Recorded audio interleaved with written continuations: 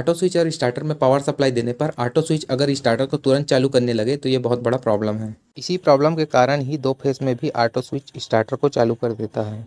इसीलिए इसे दो फेस में ही ऑटो बनाना भी कहते हैं। इसका कारण क्या है और कैसे इसे ठीक किया जाए, आइए जानते हैं आज की इस वीडियो में। इस प्रॉब्लम को ठीक करने के लिए सबसे पहले आपको ये समझना बहुत ज़रूरी है कि स्टार्टर और ऑटो स्विच काम कैसे करता है। वीडियो स्टार्टर का ये पहला फेस कॉइल के राइट साइड में डायरेक्ट जाता है और स्टार्टर का ये तीसरा फेस कॉइल के लेफ्ट साइड में डायरेक्ट न जाकर इन दोनों स्विच से होते हुए कॉइल के लेफ्ट साइड में जाता है। अब यहाँ ध्यान से देखिए, स्टार्टर के ऑन बटन को दबाने पर ये दोनों पॉइंट आपस में जुड़ जाते हैं और ये ऑफ बटन जो है वो ऑन बटन का जस्ट उल्टा होता है, मतलब कि ये पहले से ही जुड़ा होता है। इसको दबाने पर ये दोनों पॉइंट अलग हो जाता है। मान लीजिए कि 3 फेस पावर सप्लाई ऑन हो गया है। पहला फेस कॉइल में चले गया, तीसरा फेस इस पॉइंट पर आकर रुका है। जैसे ही ऑन बटन को दबाते हैं वैसे ही सप्लाई इस पॉइंट पर आकर इस वायर के माध्यम से यहाँ आ गया और जैसा कि हमने देखा, ऑफ बटन को ना दबाएं तब तक ये जुड़ा होता है, तो ये सप्लाई इस पॉइंट पर आकर यहाँ आ गया और यहाँ से सीधे कॉइल में चले गया। अब इस कॉइल में दोनों फेस आ गया है और सर्किट कंप्लीट हुआ, जिससे ये कॉइल यहाँ मैग्नेट बनाने लग गया, जिसके कारण इसमें लगा हुआ बेस ऊपर की ओर आकर चिपक जाता है, जिससे इसमें लगे हुए सभी पत्तियों के माध्यम से सप्लाई आगे बढ़कर यहाँ आ जाता है और यहीं से ही मोटर में चले जाता है। अब यहाँ एक प्रश्न आपके दिमाग में आ रहा होगा कि ऑन बटन को जब तक दबाए रहते हैं तब तक ही सप्लाई कॉइल में जाएगा और जैसे ही ऑन बटन को छोड़ते हैं तो सप्लाई जाना बंद हो जाएगा, तो ये स्टार्टर लगातार चालू कैसे रहता है? इसका जवाब ये है कि ये स्टार्टर इलेक्ट्रिकली काम करने के साथ साथ मैकेनिकली भी काम करता है। मतलब कि स्टार्टर में लगे इस रिले को ध्यान से देखिए। जब हमने इस तीसरे फेस को नीले वायर के माध्यम से यहाँ लाए तो इसी के माध्यम से रिले के नीचे साइड इस चौथे पॉइंट पर भी सप्लाई आ गया। जब स्टार्टर के ऑन बटन को दबाते हैं तो बेस ऊपर की ओर आकर चारों पत्तियों के माध्यम से सप्लाई आगे बढ़ता है और इस चौथे पत्ती से होकर यही तीसरा फेस इस पॉइंट पर आ जाता है और ये छोटा सा नीला जम्फर वायर जो है वो इसे यहाँ ले आता है, जिसके बाद ये सप्लाई यहाँ से गुजरते हुए कॉइल में चले जाता है और इस कॉइल में लगातार सप्लाई मिलते ही रहता है, जिससे स्टार्टर कंटिन्यूअसली चलते ही रहता है। ये प्रोसेस बहुत ही तेज़ होता है। आप ऑन बटन को दबाकर जब छोड़े ही नहीं रहते हो, उससे पहले कॉइल में मैग्नेट बनकर चारों पत्तियों का कांटेक्ट हो चुका रहता है।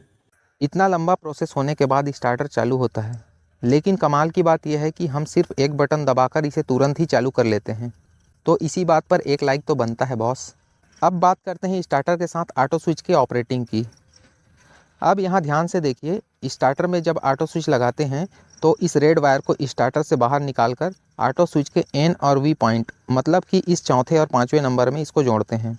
ये दोनों वायर ऑटो स्विच के अंदर रिले और टगल स्विच में सीधे जाता है। जब ऑटो स्विच में ऑटो बनता है, मतलब रेड से ग्रीन लाइट जलता है, तो ऑटो स्विच में लगे इस रिले में भी सप्लाई आ जाती है, जिससे इसकी पत्ती आपस में जुड़ जाती है और सप्लाई इस वायर से होते हुए दूसरे वायर में आकर सीधे कॉइल में जाता है, जिससे स्टार्टर चालू हो जाता है। जब भी कोई फेस बंद होता है या वोल्टेज डाउन होता है तो इन दोनों वायर को रिले अलग कर देता है, जिससे स्टार्टर के कॉइल में सप्लाई जाना बंद हो जाता है और स्टार्टर बंद हो जाता है। आई होप कि अब आपको इतना प्रोसेस समझ में आ गया होगा। अब आते हैं मुद्दे की बात पर, मतलब कि दो फेस में ऑटो क्यों उठाता है? सप्लाई देते ही ऑटो स्विच मोटर को तुरंत क्यों चालू करता है? तुरंत ऑटो क्यों बन जाता है? दोनों एलईडी एक साथ क्यों जलता है? इन सभी प्रॉब्लम का सिर्फ नाम अलग है, लेकिन ये सभी प्रॉब्लम एक ही है। अब यहाँ ध्यान से देखिए, ये ऑटो स्विच का हाफ सर्किट डायग्राम है। जब 3 फेस सप्लाई ऑन करते हैं तो ट्रांसफार्मर के इन दोनों फेस में 440 वोल्ट एसी की सप्लाई मिलती है और इसके आउटपुट में 15 वोल्ट एसी सप्लाई प्राप्त होता है, जो कि इन चारों डायोड के माध्यम से डीसी सप्लाई में बदल जाता है। इसके पैरेलल में 40 वोल्ट 100 एमएफडी का कैपेसिटर लगाते हैं, जो कि डीसी सप्लाई की फ्रीक्वेंसी को फिल्टर करके प्योर डीसी बनाता है, इसीलिए इसे फिल्टर कैपेसिटर भी कहते हैं। इन चारों डायोड और कैपेसिटर के इस कनेक्शन को ही ब्रिज वेव रेक्टिफायर कहते हैं। यहाँ प्राप्त हुआ डीसी सप्लाई प्लस और माइनस में सेपरेट हो जाता है। ये सप्लाई आगे बढ़ते हुए 300 ओम रेजिस्टेंस के माध्यम से 9 वोल्ट बनकर 14 पिन वाले इस LM324N कंपेरेटर आईसी में जाता है। इस आईसी के इन दोनों पिन पर 3 फेज सप्लाई से आने वाले इनपुट वोल्टेज को कंपेयर करके लास्ट वाले पिन से आउटपुट प्राप्त होता है, जो 4007 डायोड और 5 किलो ओम रेजिस्टेंस के माध्यम से TCD 100 ट्रांजिस्टर के इस बेस पिन में जाता है। इस TCD100 ट्रांजिस्टर को ध्यान से देखिए, सारा खेल इसी का है। ये काम कैसे करता है इसे समझ गए तो आपको सर्किट डायग्राम का पूरा प्रोसेस समझ में आ जाएगा।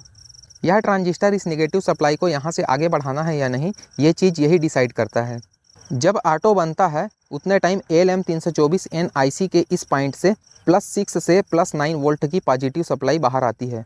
उसे 4007 डायोड और 5 किलो ओम रेजिस्टेंस +1 वोल्ट की पॉजिटिव सिग्नल बनाकर TCD100 ट्रांजिस्टर के इस बेस पिन पर भेजता है। ट्रांजिस्टर के बेस पिन पर पॉजिटिव सिग्नल मिलते ही यह ट्रांजिस्टर एक्टिवेट हो जाता है, जिसके कारण लास्ट के पिन को जोड़ देती है, जिससे 15 वोल्ट की यह निगेटिव सप्लाई सीधे ग्रीन LED और रिले में जाती है। रिले और ग्रीन LED में 15 वोल्ट का ये पॉजिटिव सप्लाई डायरेक्ट जुड़ा हुआ होता है, जिसके कारण रिले में 15 वोल्ट और LED में इस रेजिस्टेंस के कारण 3 वोल्ट की सप्लाई मिलती है। रिले में सप्लाई मिलते ही ये भी एक्टिवेट हो जाता है और इसके अंदर लगा हुआ पत्ती इन दोनों पॉइंट को जोड़ देता है। जब ऑटो स्विच का ये टगल स्विच ऑटो मोड में रहता है तब इस पॉइंट का सप्लाई यहाँ आ जाता है और यहाँ से निकलकर रिले के माध्यम से सप्लाई यहाँ आता है और यहीं से स्टार्टर के कॉइल में जाता है, जिससे स्टार्टर ऑन हो जाता है। ऐसे काम करता है ये ऑटो स्विच। लेकिन रुकिए, क्या आपको पता है कि पावर सप्लाई ऑन करने पर ऑटो स्विच लगभग 1 मिनट का इंतज़ार क्यों कराता है? नहीं पता है तो चलिए इसे भी समझ लेते हैं। जब 3 फेज़ पावर सप्लाई ऑन करते हैं उतने टाइम ये LM324N कंपेरेटर IC सभी फेज़ के वोल्टेज को DC सप्लाई में बदलकर चेक करता है कि सभी फेज़ में प्रॉपर सप्लाई है या नहीं। उसी समय ऑटो स्विच में लगे 25 वोल्ट 47 MFD का कैपेसिटर चार्ज होते रहता है, जिसके कारण LM324N IC के इस पिन पर निगेटिव सप्लाई पॉजिटिव से बड़ी होती है, इसलिए यहाँ आउटपुट में निगेटिव सप्लाई मिलता है।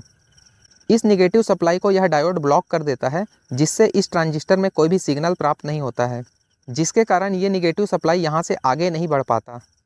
इस LM324N IC से निकला हुआ निगेटिव सप्लाई रेड LED में जाता है और पॉजिटिव सप्लाई इस रेजिस्टेंस से होते हुए डायरेक्ट जुड़ा होता है, जिसके कारण इस रेड LED में 3 वोल्ट की सप्लाई मिलती है और जब तक ऑटो नहीं बने रहता है तब तक ये जलते ही रहता है।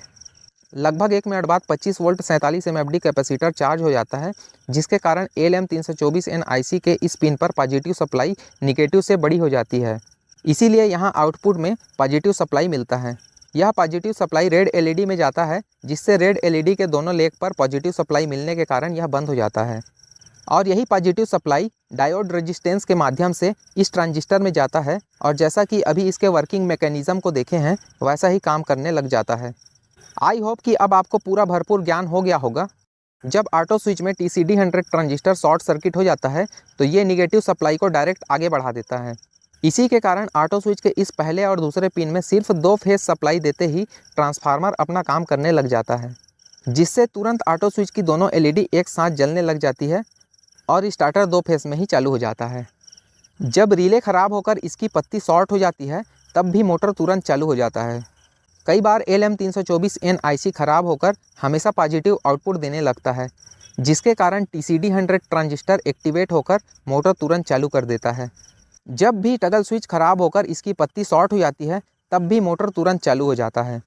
लेकिन जितने भी ऑटो स्विच में मैं ऐसी प्रॉब्लम को रिपेयर किया हूँ उसमें 90% प्रॉब्लम इस TCD100 ट्रांजिस्टर का शॉर्टिंग वाला ही देखा हूँ।